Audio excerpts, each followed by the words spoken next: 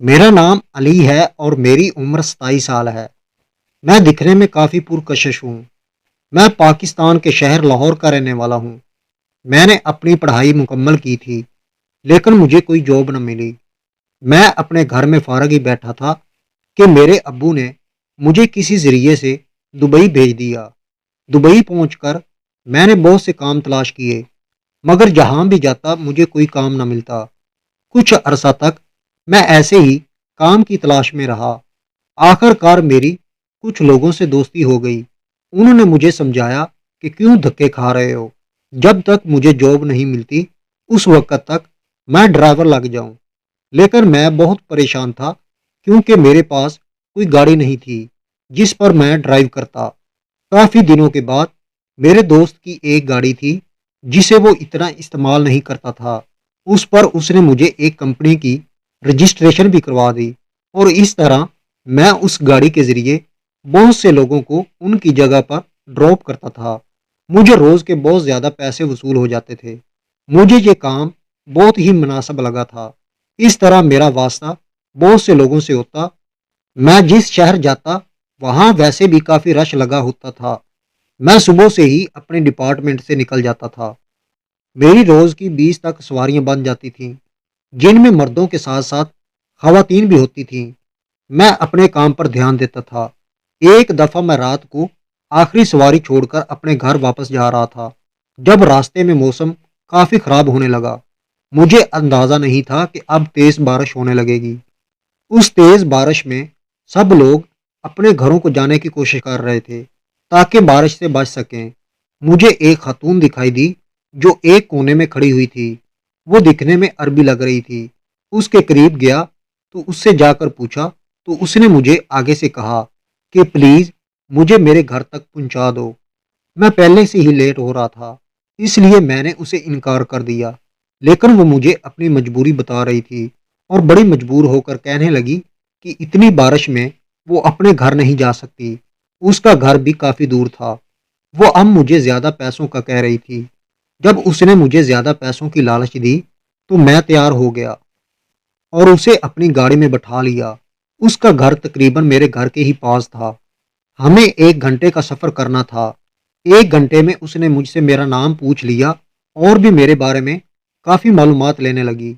میں نے بھی اسے بتایا کہ میں پاکستان سے ہوں۔ وہ خوش ہونے لگی کیونکہ اس کی امی کا تعلق بھی پاکستان سے ہی تھا لیکن وہ یہاں اکیلے رہتی تھی۔ میں حیران ہوا۔ میں نے اسے 1 گھنٹے میں اس کا نام وغیرہ پوچھ لیا۔ بارش مزید تیز ہو رہی تھی۔ میں نے جب اسے اس کے گھر کے واپس اتار دیا تو وہ کہنے لگی کہ اتنی بارش میں تم کہاں جاؤ گے اور تم اوپر سے تھکے ہوئے بھی معلوم ہوتے ہو۔ تم کچھ دیر کے لیے ہمارے گھر آ جاؤ۔ میں نے اس کی آفر کو قبول کر لیا۔ وہ عربی عورت بھی خوش ہونے لگی اور مجھ سے کہنے لگی کہ میں اسے اپنی دوست ہی سمجھوں اور اگر کوئی مشکل پیش آئے تو اس سے مدد بھی لے لیا کروں۔ میں بھی خوش ہو گیا تھا۔ ہم دونوں نے کچھ دیر ایسے ہی باتیں کی۔ میں نے اسے اوپر سے نیچے تک گھور کر دیکھا تھا۔ مجھے یہ بات سچ لگنے لگی تھی کہ عربی لڑکیاں خوبصورت ہوتی ہیں اور ان کے پاس سب سے زیادہ حسن ہوتا ہے۔ میرے سامنے وہ بھی عربی ہونے کی وجہ سے حسین و جمیل لڑکی تھی۔ میرا دل تیزی سے دھڑکنے لگا تھا۔ وہ مجھے حیرانگی سے دیکھنے لگی جیسے وہ مجھے پہلے سے ہی جانتی ہو۔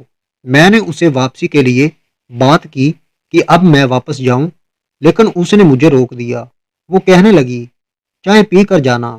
ویسے بھی بارش کی وجہ سے ٹھنڈ تھی۔ میں بھی وہیں رک گیا۔ وہ خاتون مجھے تقریباً 40 سال کی لگ رہی تھی اور وہ اس گھر میں اکیلی رہتی تھی۔ مجھے ایسا لگا جیسے اس کا شوہر کسی دوسرے شہر میں ہوتا ہے۔ وہ چائے بنانے کچن میں چلی گئی تھی۔ میں نے اس کے گھر کا مکمل جائزہ لیا۔ اس کا گھر بہت خوبصورت تھا۔ کچھ دیر بعد وہ چائے لے کر آ گئی تو میں نے اپنی توجہ اس کی طرف کر دی۔ اس نے چائے میرے سامنے ایک میز پر رکھ دی۔ جب میں نے چائے پینی شروع کر دی تو وہ بہت ہی مزیدار تھی۔ میں اس کی چائے کی تعریف کرنے لگا۔